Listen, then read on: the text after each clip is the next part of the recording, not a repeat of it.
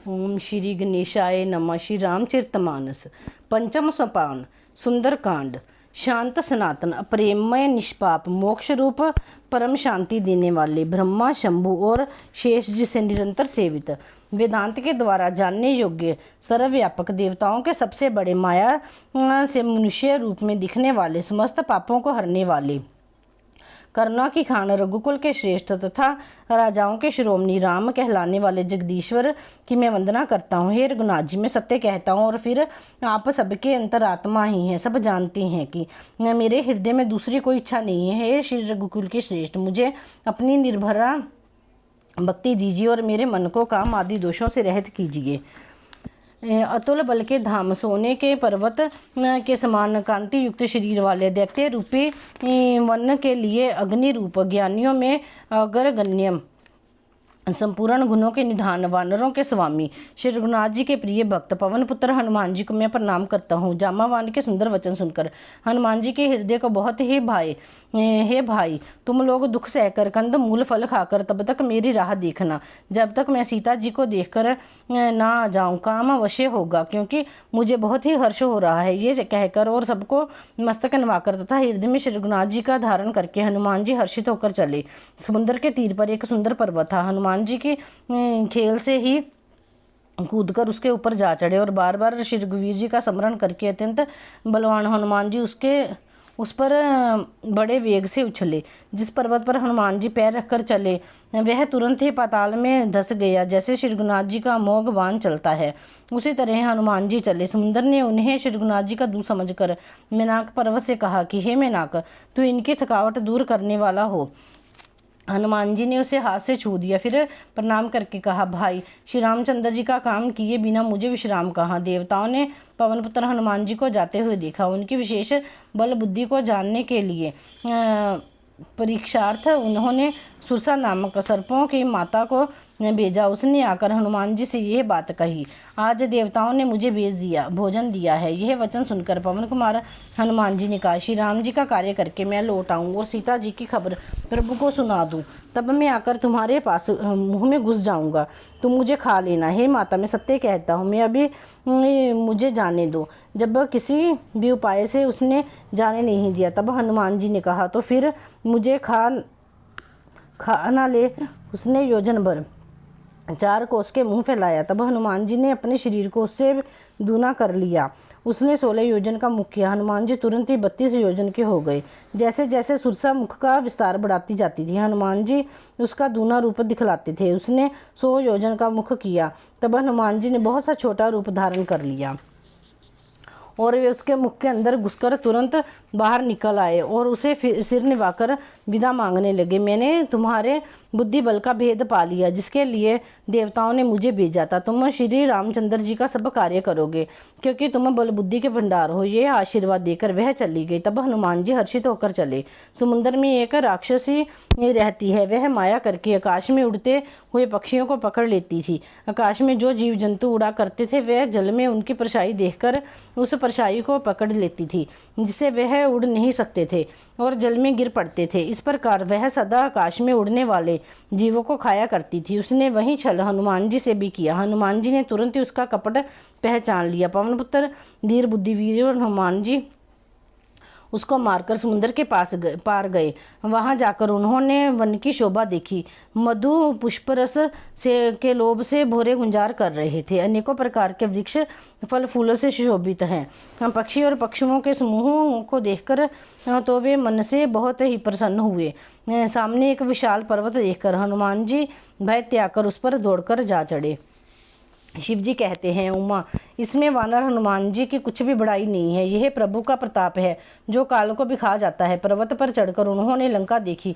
बहुत ही बड़ा किला है, कुछ कहा नहीं जाता। वह अत्यंत ऊंचा है, उसके चारों ओर समुद्र है। सोने के परकोटे का परम प्रकाश हो रहा है। विचित्र मणियों से जड़ा हुआ सोने का परकोटा है। उसके अंदर बहुत से सुंदर सुंदर घर हैं, चौराहे, बाजार, सुंदर मार्ग और गलियां हैं। सुंदर नगर बहुत प्रकार से सजा हुआ है। हाथी, घोड़े, खच्चरों के समूह तथा पैदल और रथों के समूहों को कौन गिन सकता है। अनेक रूपों के राक्षसों के दल हैं। उनकी अत्यंत बलवती सेना वर्णन करते नहीं बनती। वन, बाग, उपवन, बगीचे, फुलवाड़ी पहाड़ी तालाब कुएं और बावलियाँ सुशोभित है। मनुष्य, नाग, देवताओं और गंधर्वों की कन्याएं अपने सौंदर्य से मुनियों के भी मनों को मोह लेती हैं।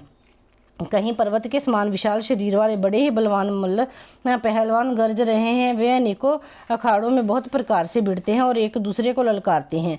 भयंकर शरीर वाले करोड़ों योद्धा यत्न करके बड़ी सावधानी से नगर की चारों दिशाओं में सब ओर से रखवाली करते हैं। कहीं दुष्ट राक्षस भैंसे मनुष्यों, गायों, गधों और बकरों को खा रहे हैं। तुलसीदास ने इनकी कथा इसीलिए कुछ थोड़ी सी कही है कि निश्चय ही श्री रामचंद्र जी के वान रूपी तीर्थ में शरीर को त्याग कर परम गति पामेंगे। नगर के बहुसंख्यक रखवालों को देखकर हनुमान जी ने मन में विचार किया कि अत्यंत छोटा रूप धरूं और रात के समय नगर में प्रवेश करूं। हनुमान जी मच्छर के समान छोटा सा रूप धारण कर नर रूप से लीला करने वाले भगवान श्री रामचंद्र जी का स्मरण करके लंका को चले। लंकनी नाम की एक राक्षसी रहती थी। वह बोली, मेरा निरादर करके बिना मुझसे पूछे कहाँ चला जा रहा है? मूर्ख, तूने मेरा भेद नहीं जाना। जहाँ तक चोर है वे सब मेरे आहार हैं। महाकपि हनुमान जी ने उसे एक घूंसा मारा, जिसे वह खून की उल्टी करती हुई पृथ्वी पर लुढ़क पड़ी।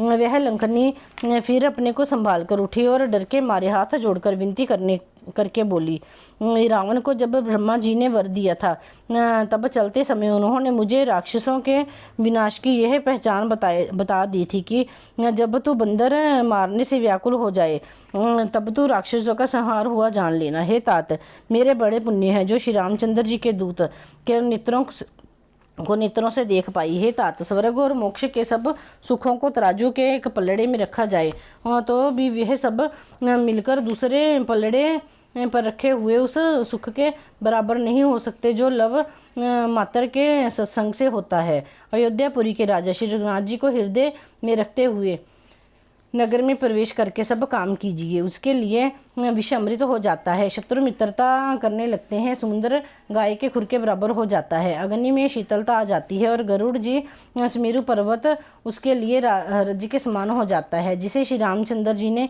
एक बार कृपा करके देख लिया तब हनुमान जी ने बहुत ही छोटा सा रूप धारण किया और भगवान का स्मरण करके नगर में प्रवेश किया। उन्होंने एक एक महल की खोज की, जहाँ जहाँ असंख्य योद्धा देखे। फिर वे रावण के महल में गए।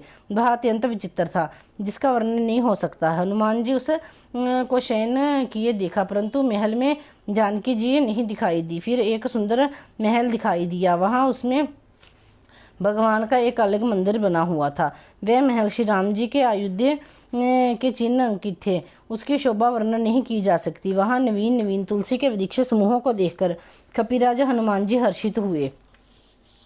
लंका तो राक्षसों के समूह का निवास स्थान है, जहाँ सज्जन पुरुष का निवास कहाँ। हनुमान जी मन में इस प्रकार तर्क करने लगे। उसी समय विभीषण जी जागे। उन्होंने विभीषण ने राम नाम का स्मरण किया। हनुमान जी ने उन्हें सज्जन जाना और हृदय में हर्षित हुए। इनसे हट करके परिचय करूँगा, क्योंकि साधु से कार्य की हानि नहीं होती। ब्राह्मण का रूप धरकर हनुमान जी ने उन्हें वचन सुनाए। सुनते ही विभीषण जी उठकर वहाँ आए, प्रणाम करके कुशल पूछी। हे ब्राह्मण देव, अपनी कथा समझाकर कहिए, क्या आप हरि भक्तों में से कोई हैं? क्योंकि आपको देखकर मेरे हृदय में अत्यंत प्रेम उमड़ रहा है। अथवा क्या आप दिनों से प्रेम करने वाले स्वयं श्री राम जी ही हैं, जो मुझे बड़भागी बनाने घर बैठे दर्शन देकर कृतार्थ करने आए हैं? तब हनुमान जी ने श्री रामचंद्र जी की सारी कथा कहकर अपना नाम बतलाया। सुनते ही दोनों के शरीर पुलकित हो गए और श्री राम जी के गुण समूहों का स्मरण करके दोनों के मन मगन हो गए। विभीषण जी ने कहा, हे पवन पुत्र, मेरी रहनी सुनो। मैं यहाँ वैसे ही रहता हूँ जैसे दांतों के बीच में बेचारी जीभ। हे तात, मुझे अनाथ जानकर सूर्य कुल के नाथ श्री रामचंद्र जी क्या कभी मुझ पर कृपा करेंगे?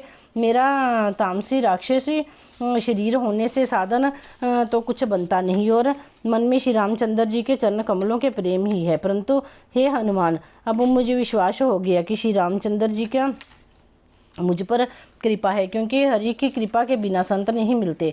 जब रघुवीर ने कृपा की है तभी तो आपने मुझे हट करके दर्शन दिए हैं। हे विभीषण जी सुनिए, प्रभु की यही रीति है कि वे सेवक पर सदा ही प्रेम किया करते हैं। भला कहिए, मैं ही कौन बड़ा कुलीन हूँ, चंचल वानर हूँ और सब प्रकार से नीच हूँ। प्रातःकाल जो हम लोगों का बंदरों का नाम ले लेते हैं तो उस दिन उन्हें भोजन नहीं मिलता। हे सखा, हाँ सुनिए, मैं ऐसा अदम हूँ। श्री रामचंद्र जी ने तो मुझ पर भी कृपा की है। भगवान के गुणों का स्मरण करके हनुमान जी के दोनों नेत्रों में जल भर आया। जो जानते हुए भी ऐसे स्वामी को भुलाकर भटकते फिरते हैं, वे दुखी क्यों ना हो। इस प्रकार श्री राम जी के गुण समूहों को कहते हुए उन्होंने अनिवर्चनीय शांति प्राप्त की। फिर विभीषण जी ने श्री जानकी जी की जिस प्रकार वहाँ रहती थी वह सब कथा कही। तब हनुमान जी ने कहा, हे भाई सुनो, मैं जानकी माता को देखना चाहता हूँ। विभीषण जी ने माता के दर्शन की सब युक्तियाँ उपाय कह सुनाए। तब हनुमान जी विदा लेकर चले। फिर वहीं पहले का मशक सरीखा रूप धारण कर वहां गए जहां शोक वन में सीता जी रहती हैं। सीता जी को देखकर हनुमान जी ने उन्हें मन ही में प्रणाम किया। उन्हें बैठे ही बैठे रात्रि के चारों पहर बीत जाते हैं। शरीर दुबला हो गया है, सिर पर जटाओं की एक वेनी है, हृदय में श्री रघुनाथ जी के गुण समूहों का जाप करती रहती हैं। श्री जानकी जी नेत्रों को अपने चरणों में लगाए हुए हैं और मन श्री राम जी के चरण कमलों में लीन है। जानकी जी को दीन देखकर पवन पुत्र हनुमान जी बहुत ही दुखी हुए। हनुमान जी वृक्ष के पत्तों में छिप रहे हैं और विचार करने लगे कि हे भाई, क्या करूं, इनका दुख कैसे दूर करूं। उसी समय बहुत सी स्त्रियों को देख साथ लिए सज धज कर रावण वहां आया। उस दुष्ट ने सीता जी को बहुत प्रकार से समझाया, साम दान भय और वेद दिखलाया। रावण ने कहा, हे सुमुखी, हे सियानी, सुनो, मंदोदरी आदि सब रानियों को मैं तुम्हारी दासी बना दूंगा। यह मेरा प्रण है, तुम एक बार मेरी ओर देखो तो सही। अपने परम स्नेही कौशलाधीश श्री रामचंद्र जी का स्मरण करके जानकी जी तिनके की आड़ करके कहने लगी, हे दशमुख सुन, जुगनू के प्रकाश से कभी कमलनी खिल सकती है। जानकी जी फिर कहती हैं, तू अपने लिए भी ऐसा ही मन में समझ ले। रे दुष्ट, तुझे श्री रघुवीर के वान की खबर नहीं है। पापी, तू मुझे सुने में हर लाया। हे अधम निर्लज, तुझे लज्जा नहीं आती अपने को जुगनू के समान और श्री रामचंद्र जी को सूर्य के समान सुनकर और सीता जी के कठोर वचनों को सुनकर। रावण तलवार निकालकर बड़े गुस्से में आकर बोला, सीता, तूने मेरा अपमान किया, मैं तेरा सिर इस कठोर कृपान से काट डालूंगा, नहीं तो अब भी जल्दी मेरी बात मान ले। हे सुमुखी, नहीं तो जीवन से हाथ धोना पड़ेगा। सीता जी ने कहा, हे दशग्रीव, प्रभु की भुजा जो श्याम कमल की माला के समान सुंदर और हाथी की सुंड के समान है, या तो वह भुजा ही मेरे कंठ में पड़ेगी या तेरी भयानक तलवार ही। रे शठ, सुन, यही मेरा सच्चा प्रण है। सीता जी कहती हैं, हे चंद्रहास तलवार, श्री रघुनाथ जी के विरह की अग्नि से उत्पन्न मेरी बड़ी भारी जलन को तू हर ले। हे तलवार, तू शीतल, तीव्र और श्रेष्ठ धारा बहाती है, तू मेरे दुख के बोझ को हर ले। सीता जी की ये वचन सुनते ही वह मारने दौड़ा। तब मैं दानव की पुत्री मंदोदरी ने नीति कहकर उसे समझाया। तब रावण ने सब राक्षसियों को बुलाकर कहा कि जाकर सीता को बहुत प्रकार से वैद्य दिखलाओ। यदि महीने भर में यह कहा ना माने तो मैं इसे तलवार से निकालकर मार डालूंगा। यूँ कहकर रावण घर चला गया। यहाँ राक्षसियों के समूह बहुत से बुरे रूप धारण करके सीता जी को भय दिखलाने लगे। उनमें से एक त्रिष्टा नाम की राक्षसी थी। उसकी श्री रामचंद्र जी के चरणों में प्रीति थी और वह विवेक में निपुण थी। उसने सबको बुलाकर अपना स्वप्न सुनाया और कहा, सीता जी की सेवा करके अपना कल्याण कर लो। स्वप्ने में भी मैंने देखा कि एक बंदर ने लंका जला दी, राक्षसों की सारी सेना मार डाली गई। रावण नंगा है और गधे पर सवार है, उसके सिर मुंडे हुए हैं, 20 भुजाएं कटी हुई हैं। इस प्रकार से वह दक्षिण यमपुरी की दिशा को जा रहा है और मानो लंका विभीषण ने पाई है। नगर में श्री रामचंद्र जी की दुहाई फिर गई। तब प्रभु ने सीता जी को बुला भेजा। मैं पुकार कर कहती हूँ कि ये स्वप्न 4 दिनों बाद सत्य होकर रहेगा। उसके वचन सुनकर सब राक्षसियाँ डर गई और जानकी जी के चरणों में गिर पड़ी। तब इसके बाद वे सब जहाँ तहाँ चली गई। सीता जी मन में सोच करने लगी कि 1 महीना बीत जाने पर नीच राक्षस रावण मुझे मारेगा। सीता जी हाथ जोड़कर त्रिशरा से बोली, हे माता, तुम मेरी विपत्ति की संगनी है, जल्दी कोई ऐसा उपाय कर जिससे मैं शरीर छोड़ सकूं। विरह असह्य हो चला है, अब यह सहा नहीं जाता। काठ लाकर चिता बनाकर सजा दो। हे माता, फिर उसमें आग लगा देना। हे सियानी, तू मेरी प्रीति को सत्य कर दे। रावण की शूल के समान दुख देने वाली वाणी कानों से कौन सुने। सीता जी के वचन सुनकर त्रिजटा ने चरण पकड़कर उन्हें समझाया और प्रभु का प्रताप, बल और सुयश सुनाया। हे सुकुमारी, सुनो, रात्रि के समय आग नहीं मिलेगी। ऐसा कहकर वह अपने घर चली गई। सीता जी मन ही मन कहने लगी, क्या करूं, विधाता ही विपरीत हो गया है। ना आग मिलेगी ना पीड़ा मिटेगी। आकाश में अंगारे प्रकट दिखाई दे रहे हैं पर पृथ्वी पर एक भी तारा नहीं आता। चंद्रमा अग्नि में है किंतु वह भी मानो मुझे हतभागिनी जानकर आग नहीं बरसाता। हे अशोक वृक्ष, मेरी विनती सुन, मेरा शोक हर ले और अपना अशोक नाम सत्य कर। तेरे नए नए कोमल पत्ते अग्नि के समान हैं। अग्नि दे, विरह रोग का अंत मत कर। विरह रोग को बढ़ाकर सीमा तक ना पहुंचा। सीता जी को विरह से परम व्याकुल देखकर वह क्षण हनुमान जी को कल्प के समान बीता। तब हनुमान जी ने हृदय में विचार कर अंगूठी डाल दी, मानो अशोक ने अंगारा दे दिया। सीता जी ने हर्षित होकर उठकर उसे हाथ में लिया।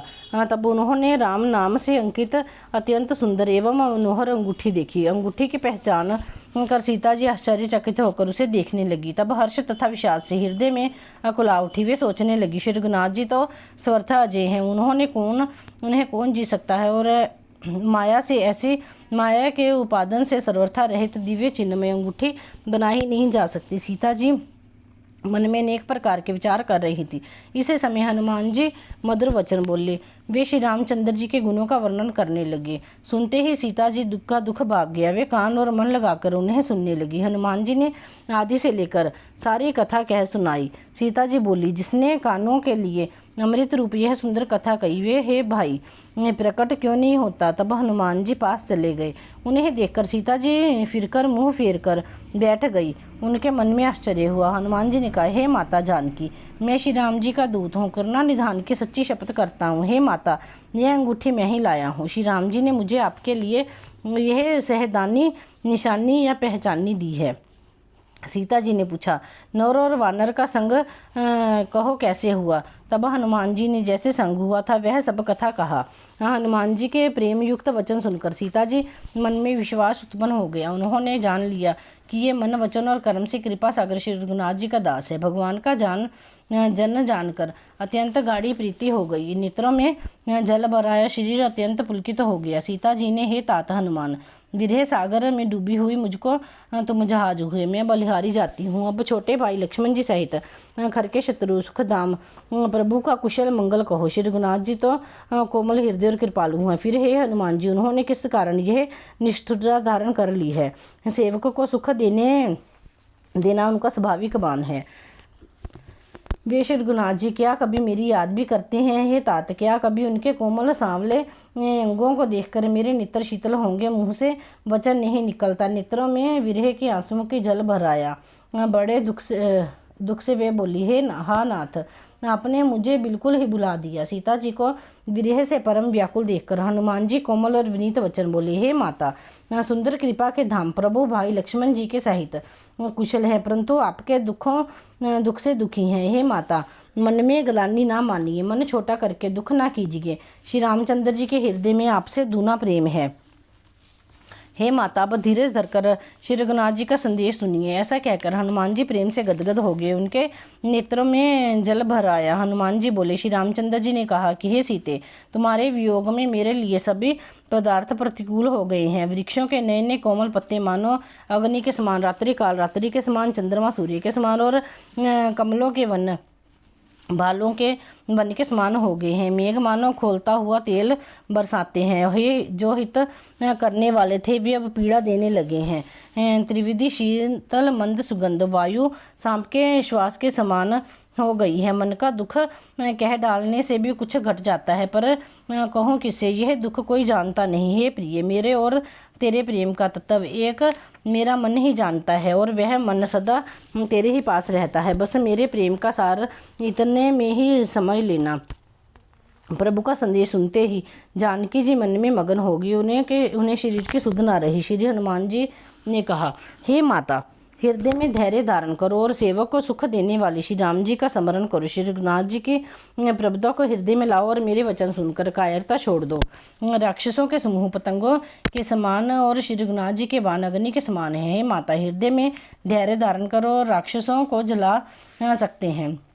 श्री रामचंद्र जी ने यदि खबर पाई होती तो वे विलंब ना करते। हे जानकी जी, राम बाण रूपी सूर्य के उदय होने पर राक्षसों की सेना रूपी अंधकार कहाँ रह सकता है। हे माता, मैं आपको अभी यहाँ से लिवा जाऊँ, पर श्री रामचंद्र जी की शपथ है, मुझे प्रभु की आज्ञा नहीं है। हे माता, कुछ दिन और धीरज धरो। श्री रामचंद्र जी वानरों सहित यहाँ आवेंगे और राक्षसों को मारकर आपको ले जाएंगे। नारद आदि तीनों लोकों में उनका यश गावेंगे। हे पुत्र, सब वानर तुम्हारे ही समान होंगे। राक्षस तो बड़े बलवान योद्धा हैं, अतः मेरे हृदय में बड़ा भारी संदेह होता है कि तुम जैसे बंदर राक्षसों को कैसे जीतेंगे।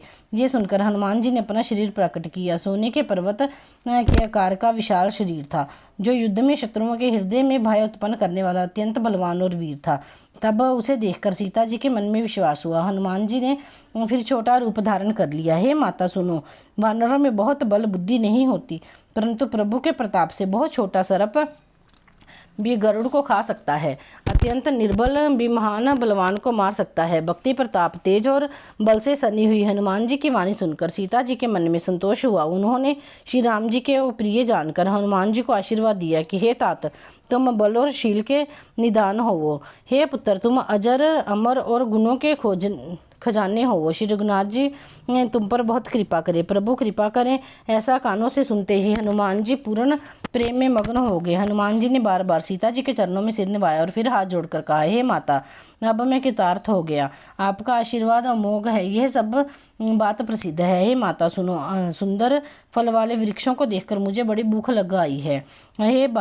हे बेटा सुनो, बड़े भारी योद्धा राक्षस इस वन की रखवाली करते हैं। हनुमान जी ने कहा, हे माता, यदि आप मन में सुख माने, हम प्रसन्न होकर आज्ञा दे, तो मुझे उनका भय तो बिल्कुल भी नहीं है। हनुमान जी को बुद्धि और बल में निपुण देखकर जानकी जी ने कहा, जाओ हे तात, श्री रघुनाथ जी के चरणों को हृदय में धारण करके मीठे फल खाओ। वे सीता जी को सिर निभाकर चले और बाग में घुस गए। फल खाए और वृक्षों को तोड़ने लगे। वहाँ बहुत से योद्धा रखवाले थे, उनमें से कुछ को मार डाला और कुछ ने जाकर रावण को पुकार की और कहा, हे नाथ, एक बड़ा भारी बंदर आया है, उसने अशोक वाटिका को उजाड़ डाला है, फल खाए और वृक्षों को उखाड़ डाला और रखवालों को मसल मसल कर जमीन पर डाल दिया। ये सुनकर रावण ने बहुत से योद्धा भेजे। उन्हें देखकर हनुमान जी गर्जना की। हनुमान जी ने सब राक्षसों को मार डाला। कुछ जो अधमरे थे चिल्लाते हुए गए। फिर रावण ने अक्षय कुमार को भेजा। वह असंख्य श्रेष्ठ योद्धाओं को साथ लेकर चला। उसे आते देखकर हनुमान जी ने एक वृक्ष हाथ में लेकर ललकारा और उसे मारकर महाध्वनि बड़े जोर से गर्जना की। उन्होंने सेना में कुछ को मार डाला और कुछ को मसल डाला और कुछ को पकड़ पकड़ कर धूल में मिला दिया। कुछ ने फिर जाकर पुकार की कि हे प्रभु, बंदर बहुत ही बलवान है। पुत्र का वध सुनकर रावण क्रोधित हो उठा और उसने अपने जेठे पुत्र बलवान मेघनाद को भेजा। उससे कहा कि हे पुत्र, मरना नहीं, उसे बांध लाना। उस बंदर को देख जाए कि कहाँ का है। इंद्र को जीतने वाला अतुलनीय योद्धा मेघनाद चला। भाई का मारा जाना सुन उसे क्रोध हो गया। हनुमान जी ने देखा कि अभी की भयानक योद्धा आया है, तब वे कटकटाकर गरजे और दौड़े।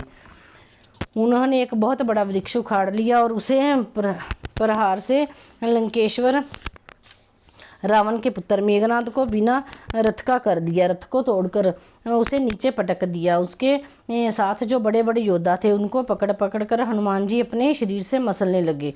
उन सबको मारकर फिर मेघनाद से लड़ने लगे। लड़ते हुए वे ऐसे मालूम होते थे मानो दो गजराज श्रेष्ठ हाथी भिड़ गए हों। हनुमान जी उसे एक घूंसा मारकर वृक्ष पर जा चढ़े। उसको क्षण भर के लिए मूर्छा आ गई। फिर उठकर उसने बहुत माया रची, परंतु पवन के पुत्र उसे जीते नहीं जाते। अंत में उसने ब्रह्म अस्त्र का संधान किया।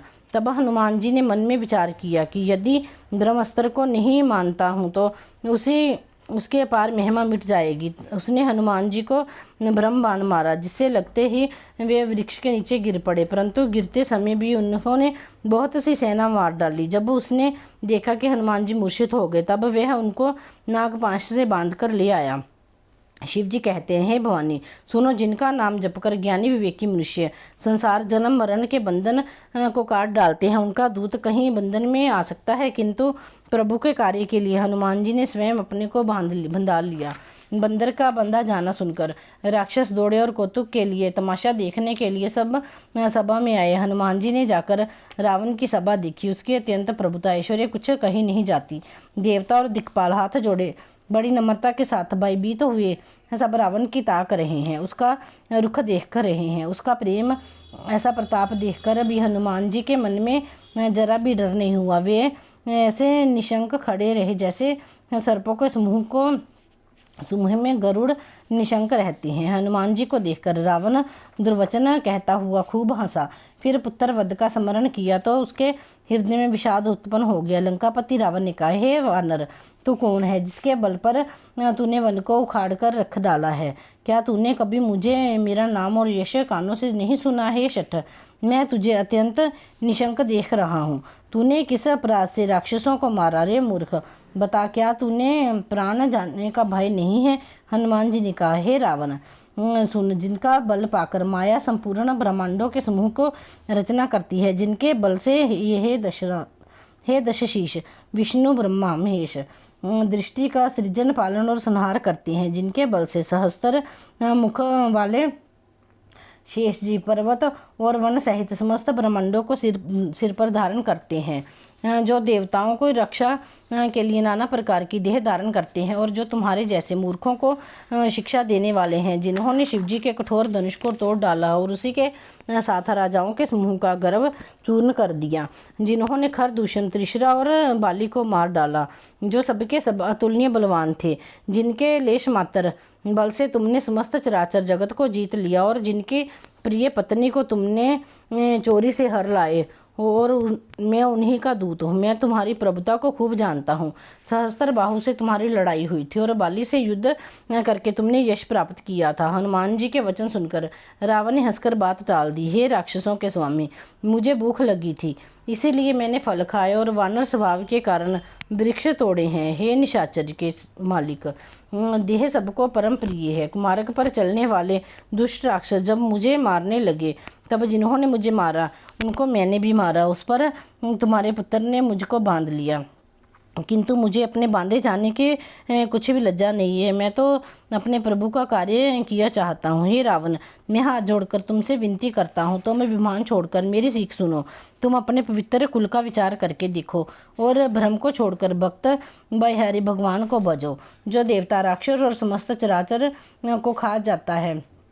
वह काल भी जिनके डर से अत्यंत डरता है, उनसे कदापि वैर न करो और मेरे कहने से जानकी जी को दे दो। खर के शत्रु श्री रघुनाथ जी शरण गतक रक्षक और दया के समुद्र हैं। शरण जाने पर प्रभु तुम्हारा अपराध भुलाकर तुम्हें अपनी शरण में रख लेंगे। तुम श्री राम जी के चरण कमलों को हृदय में धारण करो और लंका का अचल राज्य करो। ऋषि पुलस्त्य जी का यश निर्मल चंद्रमा के समान है, उन चंद्रमा में तुम कलंक ना बनो। राम नाम के बिना वाणी शोभा नहीं पाती। मद मोह को छोड़कर विचार कर देखो। हे देवताओं के शत्रु, सब गहनों से सजी हुई सुंदर स्त्री भी कपड़ों के बिना शोभा नहीं पाती। राम विमुख पुरुष की संपत्ति और प्रभुता रही हुई भी चली जाती है, और उसका पाना भी पाने ना पाने के समान है। जिन नदियों के मूल में कोई जल स्रोत नहीं है, वो वर्षा बीत जाने पर फिर तुरंत सूख जाती है। रावण सुनो, मैं प्रतिज्ञा करके कहता हूँ कि राम विमुख की रक्षा करने वाला कोई भी नहीं है। हजारों शंकर विष्णु और ब्रह्मा भी श्री राम जी के साथ द्रोह करने वाले तुमको नहीं बचा सकते हैं। मोह ही जिसका मूल है, ऐसे अज्ञानी जनित तुम बहुत पीड़ा देने वाले तुम पर अभिमान का त्याग कर दो और रघुकुल के स्वामी कृपा के समुद्र भगवान श्री रामचंद्र जी का भजन करो। यद्यपि हनुमान जी ने भक्ति ज्ञान वैराग्य और नीति से सनी हुई बहुत सी हितकारी वाणी कही, तो भी वह महान अभिमानी रावण बहुत हंसकर बोला कि हमें यह बंदर बड़ा ज्ञानी गुरु मिला। अरे दुष्ट, तेरी मृत्यु निकट आई है। अधम, तू मुझे शिक्षा देने वाला है। हनुमान जी ने कहा, इससे उल्टा ही होगा। यह तेरा मति भ्रम है, मैंने प्रत्यक्ष जान लिया है। हनुमान जी के वचन सुनकर वह बहुत ही कुपित हो गया और बोला, अरे इस मूर्ख का प्राण शीघ्र ही क्यों नहीं हर लिखते। यह सुनते ही राक्षस उन्हें मारने दौड़े। उसी समय मंत्रियों के साथ विभीषण जी वहां आ पहुंचे। उन्होंने सिर नवाकर और बहुत विनय करके रावण से कहा कि दूत को मारना नहीं चाहिए, ये नीति के विरुद्ध है। हे गोसाई, कोई दूसरा दंड दिया जाए। सबने कहा, भाई ये सलाह उत्तम है। ये सुनते ही रावण हंसकर बोला, अच्छा तो बंदर को अंग भंग करके भेज दिया जाए। मैं सबको समझाकर कहता हूँ कि बंदर की ममता पूंछ पर होती है, तो तेल में कपड़ा डुबोकर इसे इसकी पूंछ में बांधकर फिर आग लगा दो। जब बिना पूंछ का यह बंदर वहाँ अपने स्वामी के पास जाएगा, तब यह मूर्ख अपने मालिक को साथ ले आएगा जिनकी इसने बहुत बड़ाई की है। मैं जरा उनकी प्रभुता तो देखूं। यह वचन सुनते ही हनुमान जी मन में मुस्कुराए और मन ही मन बोले कि मैं जान गया, सरस्वती जी इसे ऐसी बुद्धि देने में सहायक हुई हैं। रावण के वचन सुनकर मूर्ख राक्षस वहीं पूंछ में आग लगाने को तैयारी करने लगे। पूंछ के लपेट में इतना कपड़ा और घी तेल लग गया कि नगर में कपड़ा, घी और तेल नहीं रह गया। हनुमान जी ने ऐसा खेल किया कि पूंछ बढ़ गई, लंबी हो गई। नगर निवासी लोग तमाशा देखने लगे और हनुमान जी को पैर से ठोकर मारते और उनकी बहुत हंसी करते हैं। ढोल बजते हैं, सब लोग तालियां पीटते हैं। हनुमान जी को नगर में फिराकर फिर पूंछ में आग लगा दी। अग्नि को जलते हुए देखकर हनुमान जी तुरंत ही बहुत छोटे रूप में हो गए। बंधन से निकलकर वे सोने की अटारियों पर जा चढ़े। उनको देखकर राक्षसों की स्त्रियां भयभीत हो गई। उस समय भगवान की प्रेरणा से 49 पवन चलने लगे। हनुमान जी अट्टहास करके गरजे और बढ़कर आकाश में जा लगे। देह बड़ी विशाल परंतु बहुत ही हल्की है। वे दौड़कर एक महल से दूसरे महल पर चढ़ जाते। नगर जल रहा है, लोग बेहाल हो गए। आग की करोड़ों भयंकर लपटें झपट रही हैं। हाय बप्पा, हाय मैया, इस अवसर पर हमें कौन बचावेगा। यही पुकार सुनाई पड़ रही है। हमने तो पहले ही कहा था कि यह वानर नहीं है, वानर का रूप धरे कोई देवता है। साधु के अपमान का ये फल है कि नगर नाथ के नगर की तरह जल रहा है। हनुमान जी ने एक ही क्षण में सारा नगर जला डाला, फिर एक विभीषण का घर नहीं जलाया। शिवजी कहते हैं, पार्वती जिन्होंने अग्नि को बनाया, हनुमान जी उनके दूत हैं, इसी कारण वे अग्नि से नहीं जले। हनुमान जी ने उलट पलट कर सारी लंका जला दी। फिर वे समुद्र में कूद पड़े, पूंछ बजाकर थकावट दूर करके और फिर छोटा रूप धारण कर हनुमान जी श्री जानकी जी के सामने हाथ जोड़कर जा खड़े हुए।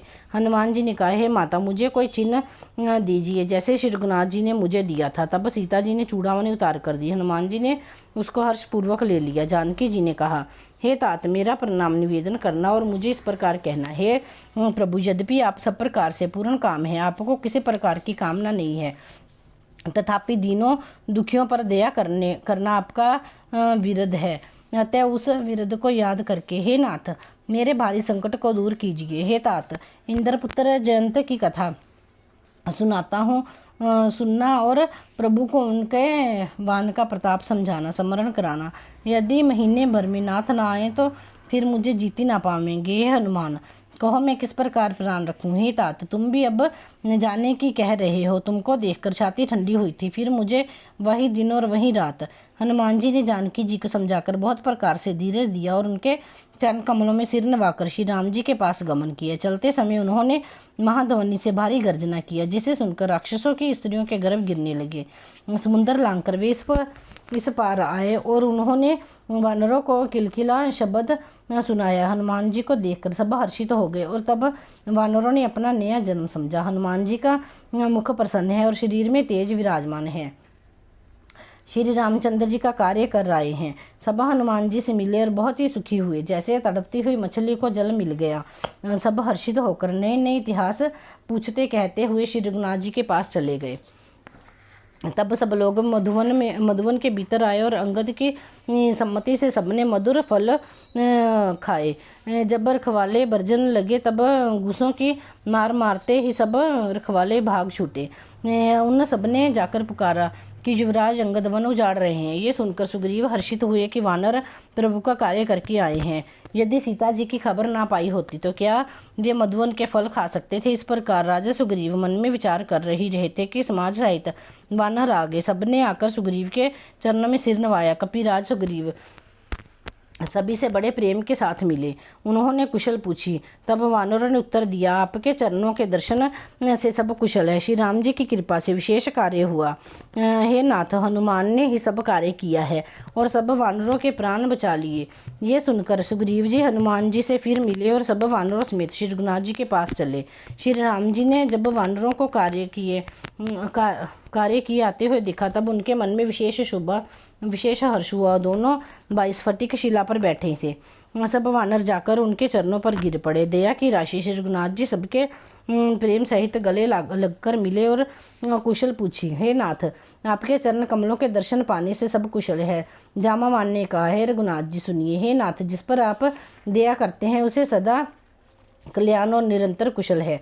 देवता, मनुष्य और मुनि सभी उस पर प्रसन्न रहते हैं। वही विजय है, वही विनय है और वही गुणों का समुद्र बन जाता है। उसी का सुंदर यश तीनों लोकों में प्रकाशित होता है। प्रभु की कृपा से सब कार्य हुआ। आज हमारा जन्म सफल हो गया। हे पवननाथ, हे पवन पुत्र, हनुमान जी ने जो करनी की उसका 1000 मुखों से भी वर्णन नहीं किया जा सकता। तब जामावान ने हनुमान जी के सुंदर चरित्र श्री रघुनाथ जी को सुनाए। वे चरित्र सुनने पर कृपा निधि श्री रामचंद्र जी के मन को बहुत ही अच्छे लगे। उन्होंने हर्षित होकर हनुमान जी को फिर हृदय से लगा लिया और कहा, हे तात, कहो सीता किस प्रकार रहती है और अपने प्राणों की रक्षा करती है। हनुमान जी ने कहा, आपका नाम रात दिन पहरा देने वाला है। आपका ध्यान ही किवाड़ है। नेत्रों को अपने चरणों में लगाए रहती है।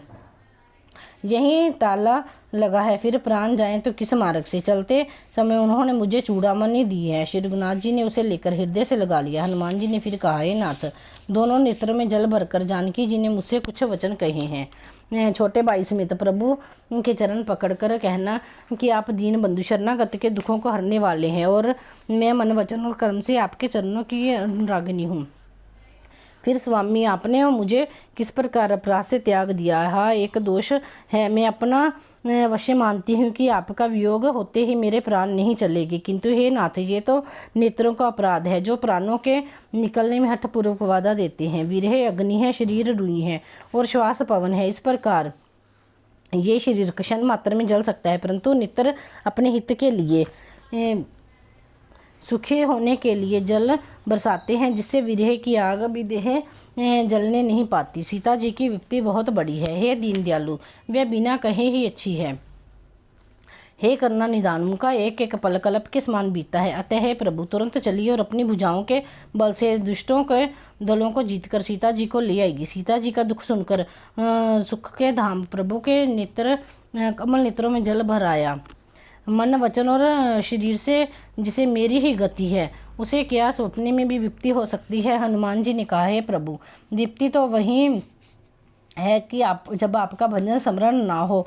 हे प्रभु, राक्षसों की बात ही कितनी है, आप शत्रु को जीतकर जानकी जी को ले आवेंगे। भगवान कहने लगे, हे हनुमान, सुन, तेरे समान मेरा उपकारी देवता, मनुष्य अथवा मुनि कोई भी शरीरधारी नहीं है। मैं तेरा प्रत्युपकार तो क्या करूं, मेरा मन भी तेरे सामने नहीं हो सकता। हे पुत्र सुन, मैंने मन में विचार करके देख लिया कि मैं तुझसे ऋण नहीं हो सकता। देवताओं के रक्षक प्रभु बार बार हनुमान जी को देख रहे हैं। नेत्र में प्रेम अश्रुओं का जल भरा है और शरीर अत्यंत पुलकित है। प्रभु के वचन सुनकर और उनको मुख तथा अंगों को देखकर हनुमान जी हर्षित हो गए और प्रेम में विफल होकर, हे भगवान, मेरी रक्षा करो कहते हुए श्री राम जी के चरणों में गिर पड़े। प्रभु उनको बार बार उठाना चाहते हैं, परंतु प्रेम में डूबे हनुमान जी को चरणों से उठाना सुहाता नहीं। प्रभु का कर कमल हनुमान जी के सिर पर है। उस स्थिति का स्मरण करके शिव जी प्रेम मग्न हो गए। फिर मन को सावधान करके शंकर जी अत्यंत सुंदर कथा कहने लगे। हनुमान जी को उठाकर प्रभु ने हृदय से लगाया और हाथ पकड़कर अत्यंत निकट बैठा लिया। हे हनुमान, बताओ तो रावण के द्वारा सुरक्षित लंका और उसके बड़े बांके किलों का तुमने किस तरह जलाया। हनुमान जी ने प्रभु को प्रसन्न जाना और अभिमान रहित वचन बोले। बंदर का बस यही बड़ा पुरुषार्थ है कि वह डाल से दूसरी डाल पर चला जाता है। मैंने जो समुद्र लांघकर सोने का नगर जलाया और राक्षसों का मारकर अशोक वन को जाड़ डाला, ये सब तो हे श्री रघुनाथ जी आप ही का प्रताप है। हे नाथ, इसमें मेरी प्रभुता कुछ भी नहीं है। हे प्रभु, जिस पर आप प्रसन्न हो उसके लिए कुछ भी कठिन नहीं है। आपके प्रभाव से रुई जो स्वयं बहुत जल्दी जल जाने वाली वस्तु है, बड़वानल को निश्चय ही जला सकती है। हे नाथ, मुझे अत्यंत सुख देने वाली अपनी निश्चल भक्ति कृपा करके दीजिए। हनुमान जी की अत्यंत सरल वाणी सुनकर हे भवानी, तब प्रभु श्री रामचंद्र जी ने एवं मस्तु कहा, हे उमा, जिसने श्री राम जी का स्वभाव जान लिया, उसे भजन छोड़कर दूसरी बात ही नहीं सुहाती। यह स्वामी सेवक का संवाद जिसके हृदय में आ गया, वह श्री रघुनाथ जी के चरणों की भक्ति पा गया। प्रभु के वचन सुनकर वानर गण कहने लगे, कृपालु आनंदकंद श्री राम जी की जय हो, जय हो, जय हो। तब श्री रघुनाथ जी ने कपिराज सुग्रीव को बुलाया और कहा, चलने की तैयारी करो, अब विलंब किस कारण किया जाए, वानरों को तुरंत आज्ञा दो। यह लीला देखकर बहुत से फूल बरसाकर और हर्षित होकर देवता आकाश से अपने अपने लोकों को चले गए। वानर सुग्रीव ने शीघ्र ही वानरों को बुलाया। सेनापतियों के समूह आगे, वानर भालुओं को झुंड अनेक रंगों के और उनमें अतुलनीय बल है। वे प्रभु के चरण कमलों में सिर नवाते हैं। महान बलवान ऋषि और वानर गरज रहे हैं। श्री राम जी ने वानरों की सारी सेना देखी, तब कमल नेत्रों से कृपा पूर्वक उनके और दृष्टि डाली। राम कृपा बल पाकर श्रेष्ठ वानर मानो पंख वाले बड़े पर्वत हो गए। तब श्री राम जी ने हर्षित होकर प्रस्थान किया। अनेक सुंदर और शुभ शकुन हुए, जिनकी कीर्ति सब मंगलों से पूर्ण है। उनके प्रस्थान के लिए समय शकुन होना ये नीति है। प्रभु का प्रस्थान जानकी जी ने भी जान लिया। उनके बाएं अंग फड़क फड़क कर मानो कह देते थे। जानकी जी को जो जो शकुन होते थे, वहीं वहीं रावण के लिए अपशकुन हुए। सेना चली, उसका वर्णन कौन कर सकता है। असंख्य वानर और भालू गर्जना कर रहे हैं। नख ही जिनके शस्त्र हैं, इच्छा अनुसार चलने वाले ऋषि वानर पर्वतों और वृक्षों को धारण किए और आकाश मार्ग में और कोई पृथ्वी पर चल रहे हैं। वे सिंह के समान गर्जना कर रहे हैं। दिशाओं के हाथी विचलित होकर चिंगाड़ रहे हैं। दिशाओं के हाथी चिंगाड़ने लगे, पृथ्वी डोलने लगी, पर्वत चंचल हो गए और समुद्र खलबला उठे। गंधर्व देवता मुनि नाग किन्नर सबके सब मन में हर्षित हुए कि अब हमारे दुख टल गए। अनेकों करोड़ों भयानक वानर योद्धा कटकटा रहे हैं और करोड़ों ही दौड़ रहे हैं। प्रबल प्रताप कौशल नाथ श्री रामचंद्र जी की जय हो, ऐसा पुकारते हुए वे उनके गुण समूहों को गा रहे हैं। उधार परम श्रेष्ठ एवं महान सरपरा शेष जी भी सेना का बोझ नहीं सह सकते। वे बार बार मोहित हो जाते हैं और पुण्य कच्छप की कठोर पीठ को दांतों से पकड़ते हैं। ऐसा करते वे कैसे शोभा दे रहे हैं, मानो श्री रामचंद्र जी की सुंदर प्रस्थान यात्रा को परम सुहावनी जानकर उसकी अचल पवित्र कथा को सरपरा शेष जी कच्छप की पीठ पर लिख रहे हैं। इस प्रकार कृपा निदान श्री राम जी समुद्र तट पर जा उतरे। अनेकों ऋषवानर वीर जहाँ तहाँ फल खाने लगे। वहाँ लंका में जब से हनुमान जी लंका को जलाकर गए, तब से राक्षस भयभीत रहने लगे। अपने अपने घरों में सब विचार कर रहे हैं कि अब राक्षस कुल की रक्षा नहीं है। जिसके दूत का बल वर्णन नहीं किया जा सकता, उसे स्वयं नगर में आने पर कौन भलाई है। दूतियों से नगर निवासियों के वचन सुनकर मंदोदरी बहुत ही व्याकुल हो गई। वह एकांत में हाथ जोड़कर पति के चरण लगी और नीति रस में पगी हुई वाणी बोली, हे प्रियतम, श्री हरि से विरोध छोड़ दीजिए। मेरे कहने से अत्यंत ही हितकर जानकर हृदय में धारण कीजिए। जिनके दूत की करनी का विचार करते ही राक्षसों की स्त्रियों के गर्भ गिर जाते हैं। हे प्यारे स्वामी, यदि भला चाहते हो तो अपने मंत्री को बुलाकर उसके साथ उनकी स्त्री को भेज दीजिए। सीता आपके कुल रूपी कमल के वचन को दुख देने वाली जाड़े की रात्रि के समान आई है।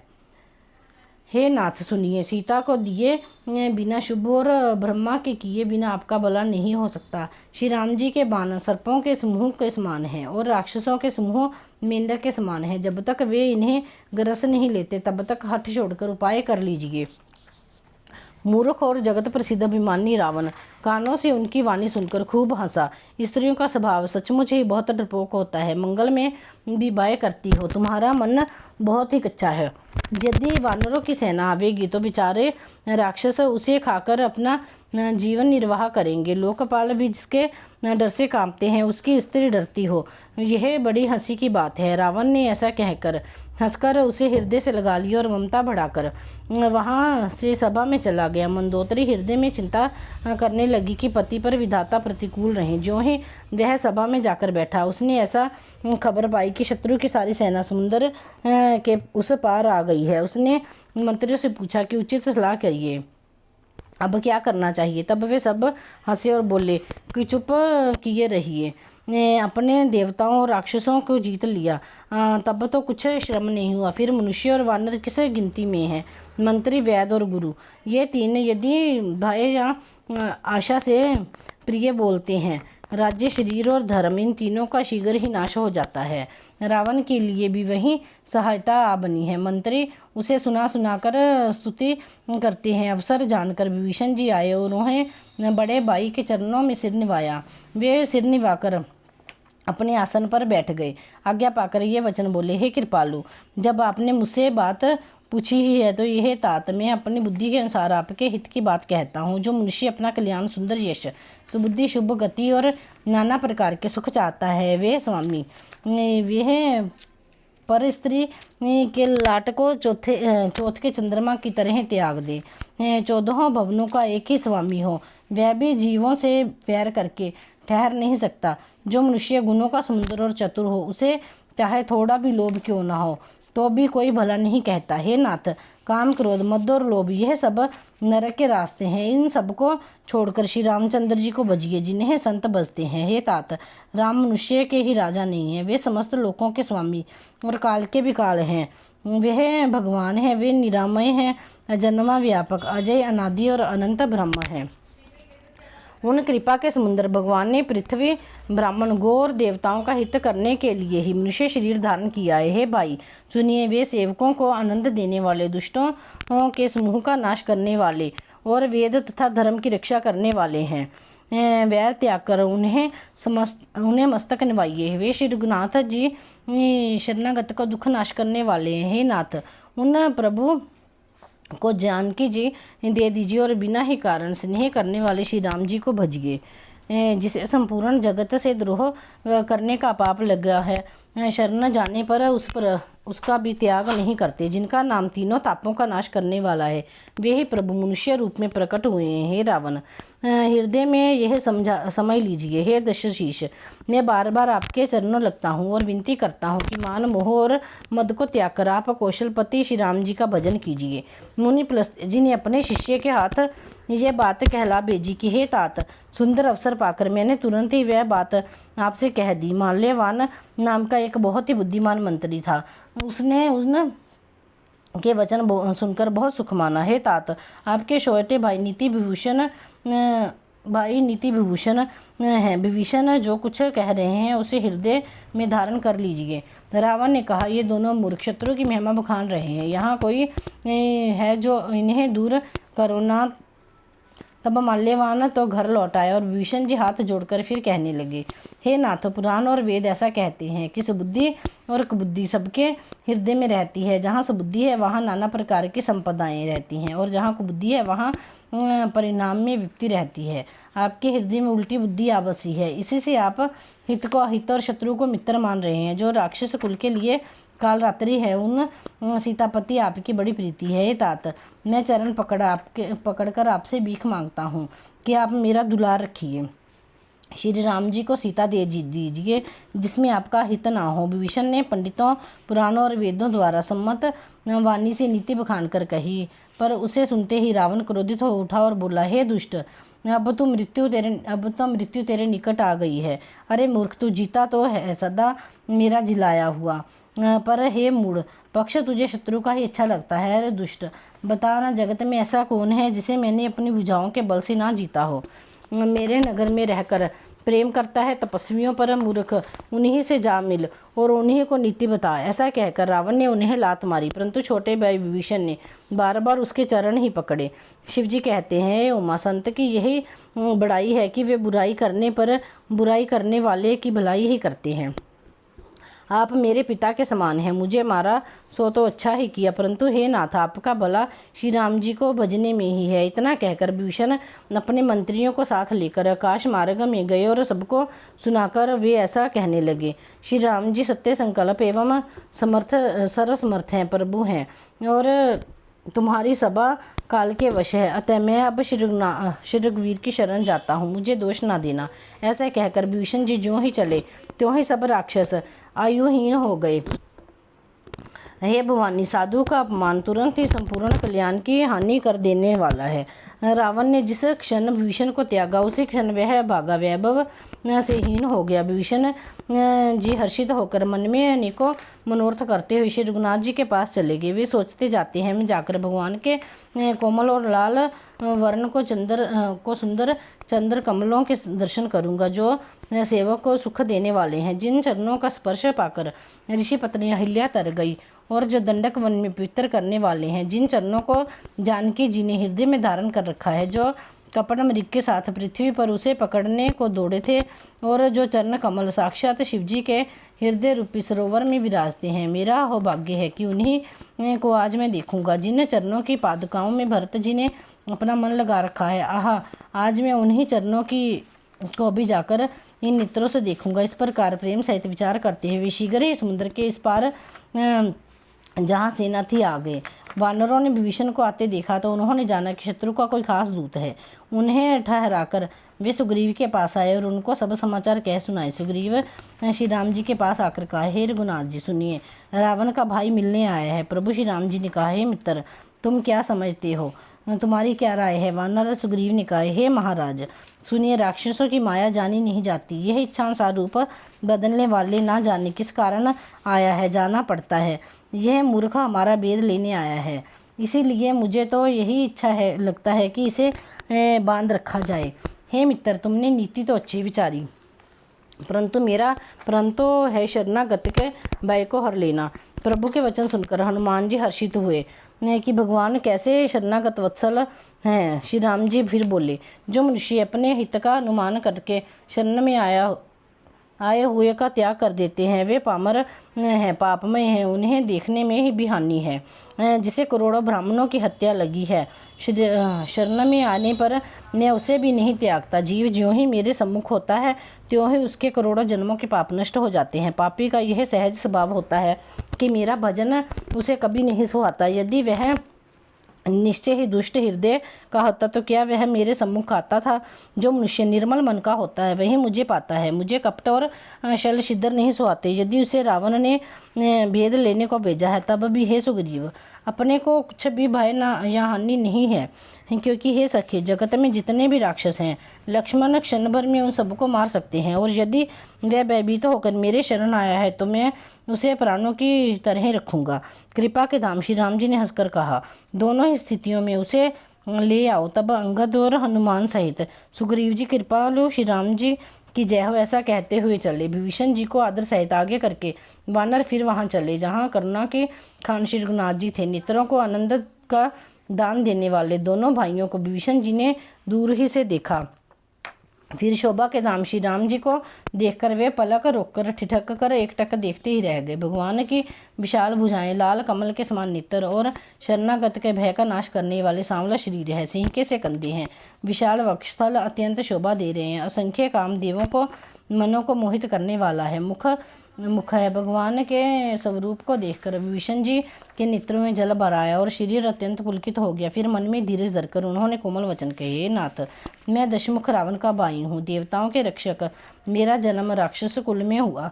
मेरा तामसी शरीर है, स्वभाव से ही मुझे पाप प्रिय है। जैसे उल्लू को अंधकार पर सहज स्नेह होता है, मैं कानों से आपका सुयश सुनकर आया हूँ। हे कि प्रभु भव का भय नाश करने वाले हैं, हे दुखियों के दुख दूर करने वाले और शरणागत को सुख देने वाले श्री रघुवीर, मेरी रक्षा कीजिए, रक्षा कीजिए। प्रभु ने उन्हें ऐसा कहकर दंडवत करते हुए वे अत्यंत हर्षित होकर उठे। विभीषण जी के दीन वचन सुनने पर प्रभु के मन को बहुत ही भाए। उन्होंने अपनी विशाल भुजाओं से पकड़कर उन्हें हृदय से लगा लिया। छोटे भाई लक्ष्मण सहित गले मिलकर उनको अपने पास बैठाकर श्री राम जी भक्ति के भाई को हरने वाले वचन बोले, हे लंकेश, परिवार सहित अपने कुशल कहो। तुम्हारा निवास बुरी जगह पर है, दिन रात दुष्टों की मंडली में बसते हो। हे सखा, तुम्हारा धर्म किस प्रकार निभता है, मैं तुम्हारी सब रीति जानता हूँ। तुम अत्यंत नीति निपुण हो, तुम्हें यह नीति नहीं सुहाती। हे तात, नरक में रहना वर्ण अच्छा है, परंतु विधाता दुष्ट का संग ना दे। हे रघुनाथ जी, अब आपके चरणों का दर्शन कर कुशल से हूँ, जो अपना सेवक जानकर मुझ पर दया कि जब तक जीव की कुशल नहीं है और ना स्वप्न में भी उसके मन को शांति है, जब तक वह शोक के घर में घर काम को छोड़कर श्री राम जी को नहीं बसता। लोभ, मोह, मत्सर, मद और मान आदि अनेकों दुष्ट तभी तक हृदय में बसते हैं जब तक कि धनुष, बाण और कमर में तरकस धारण किए श्री रघुनाथ जी हृदय में नहीं बसते। ममता पूर्ण अंधेरी रात है जो रोग देश रूपी उल्लुओं को सुख देने वाली है। वह तभी तक जीव के मन में बसती है जब तक प्रभु का प्रताप रूपी सूर्य उदय नहीं होता। हे राम जी, आपके चरणार विंदों के दर्शन कर अब मैं कुशल से हूँ। मेरी भारी भाई मिट गए हैं। हे कृपालु, आप जिस पर अनुकूल होते हैं उसे तीनों प्रकार के भवशूल नहीं व्यापते। मैं अत्यंत नीच स्वभाव का राक्षस हूँ। मैंने कभी शुभ आचरण नहीं किया। जिनका रूप मुनियों के भी ध्यान में नहीं आता, उन प्रभु ने स्वयं हर्षित होकर मुझे हृदय से लगा लिया। हे कृपा और सुख के पुंज श्री राम जी, मेरी अत्यंत सीम सौभाग्य है कि जो मैंने ब्रह्मा और शिव जी के द्वारा सेवित युगल चरण कमलों को अपने नेत्रों से देखा। श्री राम जी ने कहा, हे सखा सुनो, मैं तुम्हें अपना स्वभाव कहता हूँ जिसे काकभुशुंडी शिवजी और पार्वती जी भी जानते हैं। कोई मनुष्य जड़ चेतन जगत का द्रोही हो, यदि वह भी भयभीत होकर मेरी शरण तक कर आ जाए और मद मोह तथा नाना प्रकार के छल कपट त्याग दे, तो मैं उसे बहुत शीघ्र ही साधु के समान कर देता हूँ। माता पिता, भाई पुत्र, स्त्री, शरीर, धन, घर, मित्र और परिवार, इन सबके ममत्व रूपी तांगों को बटोर कर और उन सबकी एक डोरी बटकर उसे द्वारा अपने मन को मेरे चरणों में बांध देना। जो समदर्शी है, जिसे कुछ इच्छा नहीं है और जिसके मन में हर्ष, शोक और भय नहीं है, ऐसा सज्जन मेरे हृदय में कैसे बसता है जैसे लोभी के हृदय में धन बसता है। तुम श्रीखे संत ही मुझे प्रिय हैं। मैं और किसी के निहोरे से देह धारण नहीं करता। जो सगुण भगवान के उपासक हैं, दूसरे के हित में लगे रहते हैं, नीति और नियमों के दृढ़ हैं और जिन्हें ब्राह्मणों के चरणों में प्रेम है, वे मनुष्य मेरे प्राणों के समान हैं।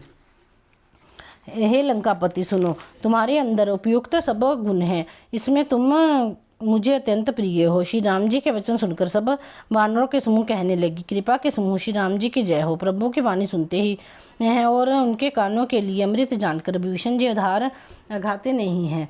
वे बार बार श्री राम जी के चरण कमलों को पकड़ते हैं और अपार प्रेम और हृदय में समाता नहीं है। विभीषण जी ने कहा, हे देव, हे चराचर जगत के स्वामी, हे शरणागत के रक्षक, हे सबके हृदय के भीतर के जानने वाले, सुनिए। मेरे हृदय में पहले कुछ वासना थी, वह प्रभु के चरणों को प्रीति रूपी नदी में बह गई। अब तो हे कृपालु, शिव जी के मन को सदैव प्रिय लगने वाली अपनी पवित्र भक्ति मुझे दीजिए। एवं मस्तु कहकर अंधीर प्रभु श्री राम जी ने तुरंत ही समुद्र का जल मांगा और कहा, हे सखा, यद्यपि तुम्हारी इच्छा नहीं है, यहाँ पर जगत में मेरा दर्शन मोद है। ऐसा कहकर श्री राम जी ने उनको राज तिलक कर दिया। आकाश में पुष्पों की अपार वर्षा हुई। श्री राम जी ने रावण के क्रोध रूपी अग्नि में जो अपनी श्वास रूपी पवन से प्रचंड हो रही थी, जलते हुए विभीषण को बचा लिया और उसे अखंड राज्य दिया। शिव जी ने जो संपत्ति रावण को 10 सिरों की बलि देने पर दी थी, वही संपत्ति श्री रघुनाथ जी ने विभीषण को बहुत सुख चाहते हुए दी। ऐसे परम कृपालु प्रभु को छोड़कर जो मनुष्य दूसरे को बसते हैं, वे बिना सींग पूंछ के पशु हैं। अपना सेवक जानकर विभीषण को श्री राम जी ने अपना लिया। प्रभु का स्वभाव वानर कुल के मन को बहुत बाया। फिर सब कुछ जानने वाले, सबके हृदय में बसने वाले, सर्वरूप, सबसे रीति रहित, उदासीन कारण से मनुष्य बने हुए तथा राक्षसों के कुल का नाश करने वाले श्री राम जी नीति की रक्षा करने वाले वचन बोले, हे वीर वानर रासुग्रीव और लंकापति विभीषण, सुनो, इस गहरे समुद्र को किस प्रकार पार किया जाए। अनेक जाति के मगर, सांप और मछलियों से भरा हुआ यह अत्यंत अथाह समुद्र पार करने में सब प्रकार से कठिन है। विभीषण जी ने कहा, हे रघुनाथ जी सुनिए, यद्यपि यह आपका एक ही बाण करोड़ समुद्रों को सुखाने वाला है, तथापि नीति ऐसी कही गई है कि जाकर समुद्र से प्रार्थना की जाए। हे प्रभु, समुद्र आपके कुल में बड़े हैं, वे विचार कर उपाय बतला देंगे। तब ऋषि और वानरों की सारी सेना बिना ही परिश्रम के समुद्र के पार उतर जाएगी। श्री राम जी ने कहा, हे सखा, तुमने अच्छा उपाय बताया, यही किया जाए, यदि देव सहायक हो तो। यह सलाह लक्ष्मण जी के मन को अच्छी नहीं लगी। श्री राम जी के वचन सुनकर तो उन्होंने बहुत ही दुख पाया। लक्ष्मण जी ने कहा, हे नाथ, देव का कौन भरोसा, मन में क्रोध कीजिए और समुद्र को सुखा डालिए। यह देव तो कायर के मन का एक आधार है। आलसी लोग ही देव देव पुकारा करते हैं। ये सुनकर रघुवीर हंसकर बोले, ऐसे ही करेंगे, मन में धीरज रखो। ऐसा कहकर छोटे भाई को समझाकर प्रभु श्री रघुनाथ जी समुद्र के समीप गए। उन्होंने पहले सिर नवाकर प्रणाम किया, फिर किनारे पर कुशा बिछाकर बैठ गए। इधर ज्यों ही विभीषण जी प्रभु के पास आए, त्यों ही रावण ने उनके पीछे दूच भेजे थे। कपट से वानर का शरीर धारण कर उन्होंने सब लीलाएं देखी। वे अपने हृदय में प्रभु के गुणों की ओर शरणागत पर उनके स्नेह की सराहना करने लगे। फिर वे प्रकट रूप में भी अत्यंत प्रेम के साथ श्री राम जी के स्वभाव की बड़ाई करने लगे। उन्हें दुराव भूल गया। तब वानरों ने जाना कि यह शत्रु के दूत हैं और वे उन सबको बांधकर सुग्रीव के पास ले आए। सुग्रीव ने कहा, सब वानरों सुनो, राक्षसों के अंग भंग करके भेज दो। सुग्रीव के वचन सुनकर वानर दौड़े। दूतों को बांधकर उन्होंने सेना को चारों ओर घुमा दिया। वानर उन्हें बहुत तरह से मारने लगे। वे दीन होकर पुकारते थे, फिर भी वानरों ने उन्हें नहीं छोड़ा। जो हमारे नाक कान काटेगा उसे कौशलादि श्री राम जी की सौगंध है। ये सुनकर श्री लक्ष्मण जी ने सबको निकट बुलाया। उन्हें बड़ी दया लगी। इससे हंसकर उन्होंने राक्षसों को तुरंत ही छुड़ा दिया। रावण के हाथ में ये चिट्ठी देना कि हे कुल घातक, लक्ष्मण के शब्दों को बाँचो। फिर उस मूर्ख से जवानी यह मेरा संदेशा कहना कि सीता जी को देखकर उनसे मिलो, नहीं तो तुम्हारा काल आ गया। श्री राम जी से मिलो, नहीं तो तुम्हारा काल आ गया समझो। लक्ष्मण जी के चरणों में मस्तक नवाकर श्री राम जी के गुणों की कथा वर्णन करते हुए दूत तुरंत ही चल दिए। श्री राम जी का यश कहते हुए वे लंका में आए और उन्होंने रावण के चरणों में सिर निवाए। दशमुख रावण हंसकर बात पूछी, अरे शुक, अपनी कुशल क्यों नहीं कहते? फिर उस विभीषण का समाचार सुना। मृत्यु जिसके अत्यंत निकट आ गई है। मूर्ख ने राज्य करते हुए लंका को त्याग दिया।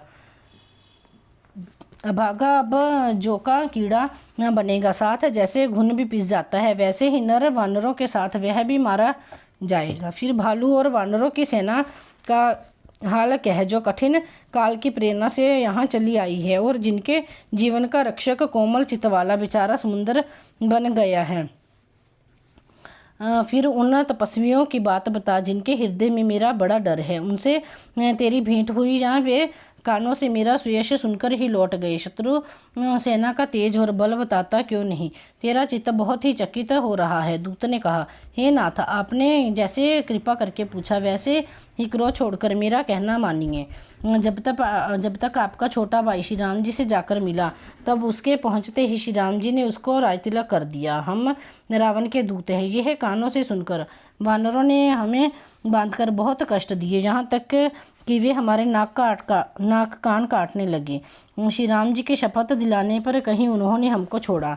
हे नाथ, आपने श्री राम जी की सेना पूछी, सो वह तो 100 करोड़ मुखों से भी वर्णन नहीं की जा सकती। अनेकों रंगों के भालू और वानरों की सेना है, जो भयंकर मुख वाले, विशाल शरीर वाले और भयानक हैं।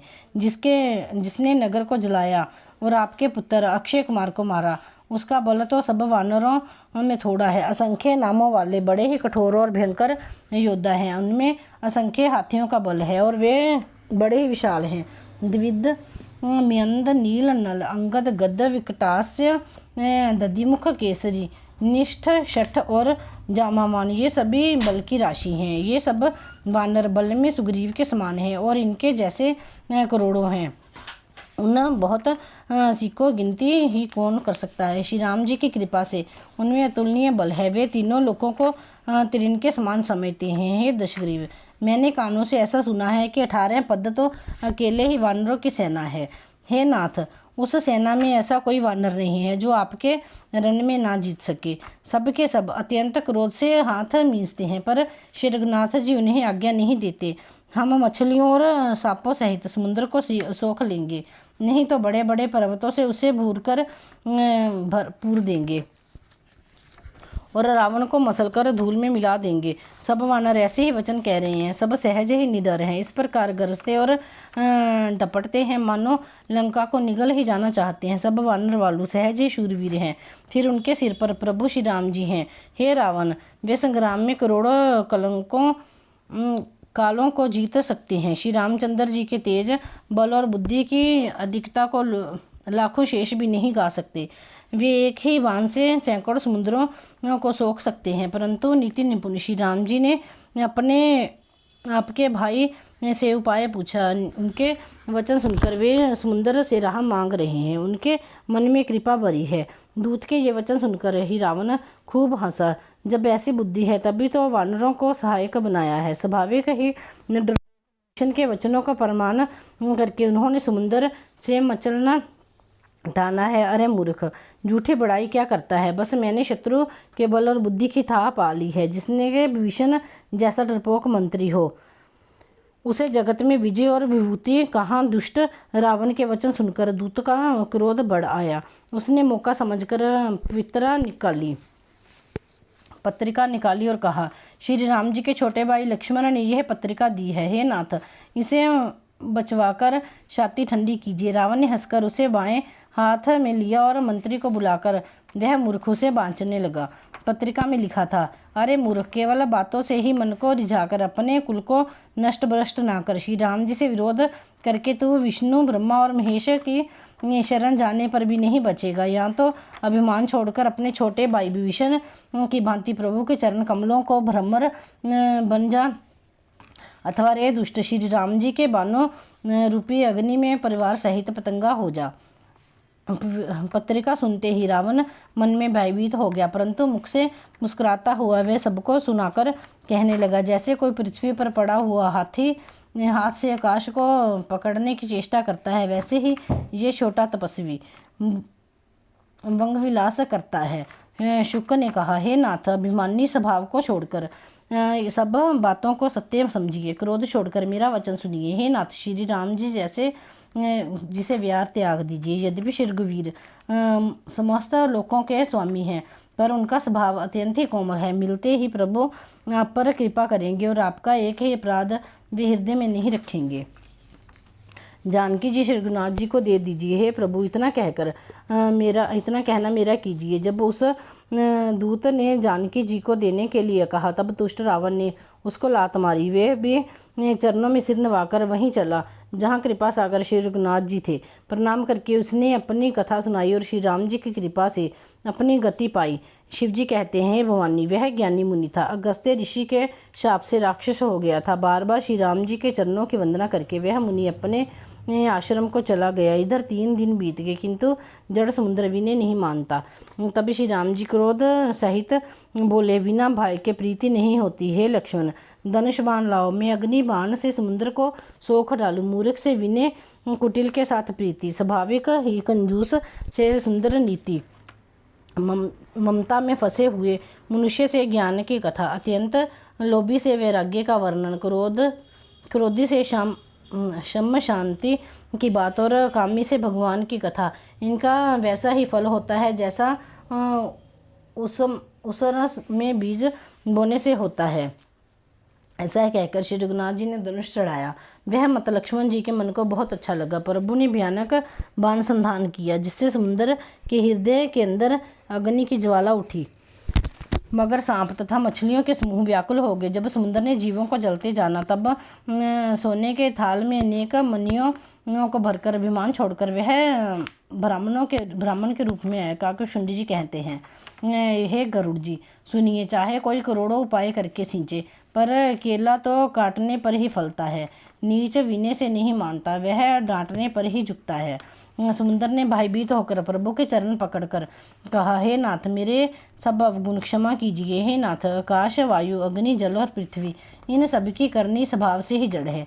आपकी प्रेरणा से माया ने इन्हें सृष्टि के लिए उत्पन्न किया है। सब ग्रंथों ने यही गाया है, जिसके लिए स्वामी की जैसी आज्ञा हो वह उसी प्रकार से रहने में सुख पाता है। प्रभु ने अच्छा किया जो मुझे शिक्षा दी, किंतु मर्यादा भी आपकी ही बनाई हुई है। डोल, गवार, शूद्र, पशु, नारी, स्त्री और ये सब शिक्षा के अधिकारी हैं। प्रभु के प्रताप से मैं सुख जाऊंगा और सेना पार उतर जाएगी। इसमें मेरी बढ़ाई नहीं है, मर्यादा नहीं रहेगी। तथापि प्रभु की आज्ञा पेल है, ऐसा वेद गाते हैं।